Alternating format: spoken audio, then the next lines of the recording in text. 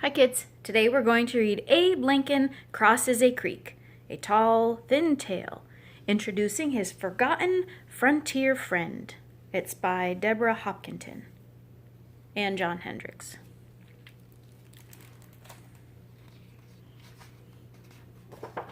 Abe Lincoln Crosses a Creek.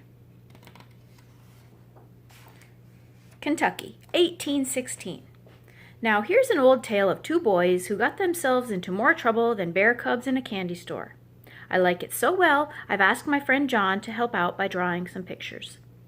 All stories have a time and place, and this one's no different. It happened on the other side of yesterday before computers or cars in the year 1816. This green Kentucky valley is our place. Don't you feel like sticking your toes into that rushing water? That's Knob Creek.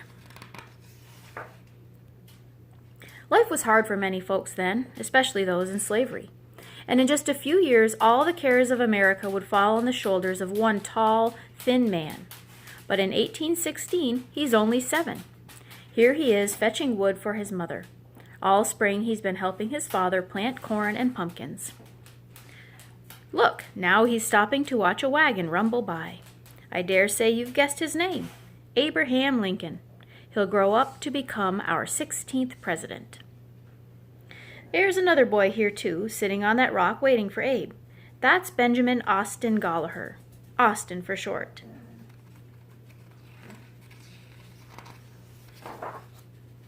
Now, I can just hear you grumbling, who? That feller isn't in my history book. What do I care? Well, Austin is Abe's first friend. He's 3 years older and is proud of Abe as a big brother. Abe's legs were long, his arms were long, why even his ears were long, Austin would say later. And when it came to being smart, he was way yonder ahead of me. All right, that's what we need to begin. A time, a place, and our characters. 2 boys named Austin and Abe. Now, where were we? Oh, I know. Austin's just waved at his friend, remember? Hello there, Austin, Abe calls out. Yesterday I saw some partridges over by Knob Creek. Let's go find them. Don't go too near the creek, warns Abe's mama, Nancy. It's been raining something fierce and the water's high. We won't, ma'am, Austin and Abe chimed together. Then they scurried directly there, wearing nothing but long homespun shirts. Here's Knob Creek, its waters rushing through the limestone rock into a dark, deep pool. I'd be scared to cross, wouldn't you? But Abe points to the other side of the creek. Let's go, Austin. That's where I saw the partridges. Abe's only thinking about birds, not about the raging water before him. After all, he's just 7. Not a great leader yet, with the Union to save. Why, he's barely learned his letters. I don't know, Abe. The water's darn high, Austin frowns, and we can't swim. We can get across that log easy, says Abe with a plucky grin. I dare you.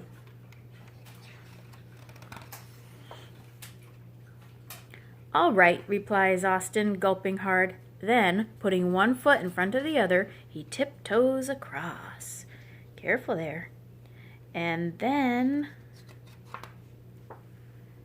I made it! Let's all clap together. Austin made it. Austin turns back to look for his friend. Uh-oh, I sense trouble coming, don't you? Abe takes a big breath and begins. His feet are slippery. The log is slippery. He inches across. Slowly, slowly. Here comes the bit that's a mite scary, the part where if this were a movie, the music would get rumbly and you might cover your eyes. Abe looks down at the water, swirling and spinning. Suddenly, he's dizzy. Alas, alack, oh dear, he's head over heels and then splash! Hold on 1 minute. I want to be sure we get this right, because maybe it didn't happen like that. I mean, would Abe and Austin really have walked across a log over that whirlpool? They weren't that foolish, were they?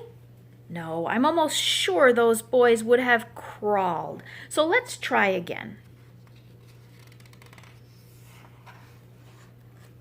Now then, Austin stoops down, puts both hands on the log. He holds on tight, Bit by bit, he pulls himself across to the other side. How about we give him some encouragement? Yee-haw! Come on, a little louder. Whoop! Hooray! Austin is safe. Your turn, Abe, Austin says, squishing his toes in the mud. Uh-oh, I'm afraid this isn't much better. Look, Abe's in trouble from the start. His stomach feels queasy. His head's all a-whir. He gets halfway. He's stuck. Don't look down nor up nor sideways, Austin hollers. Can Abe even hear Austin above all the racket? John, could you please stop painting that noisy water? Just look right at me and hold on tight, Austin yells louder. But Abe can't help looking down. He loses his grip, and then, alas, alack, oh dear, he's head over heels, and then, splash! Wait, where's Austin? Now, John, don't let him wander off to chase a partridge, not at the most important moment of his life. Phew, there he is. He must have been there all along, because he was Austin, Abe's first friend, loyal and true till the day he died. What's that you're saying? Abe's still in the water while I'm rambling on? His head went under again? Wait, I'm trying to remember what happened next. I'm pretty sure Austin doesn't say, "Don't worry, Abe, I'll save you, 'cause I know you're on Earth for a great purpose." And I don't expect Abe sputters back, "Stop yapping and help." No, I think Austin just leaps into action.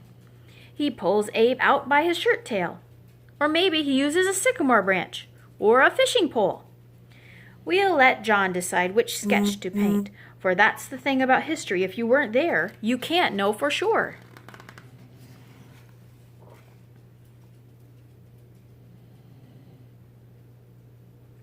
Abe's on land at last, but he looks almost dead.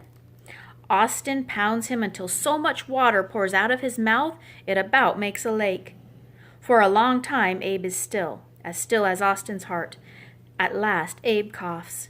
He opens his eyes and smiles up at his friend. What a relief. "I thought you were a goner," Austin says. "I'm mighty grateful," Abe whispers, his throat raw from swallowing half the creek. "Better not tell anyone," Austin says, "or we'll get a whipping." "I won't." But I'll never forget it," Abe promises. "Not as long as I live."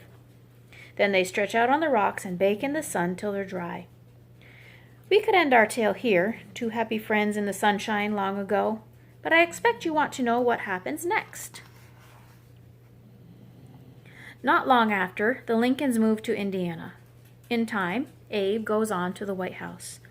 Whoa, hold on a minute. I'm afraid you've got it wrong. Austin wasn't there at the president's side. Put him back by Knob Creek where he belongs, raising a family, riding a mule through the woods.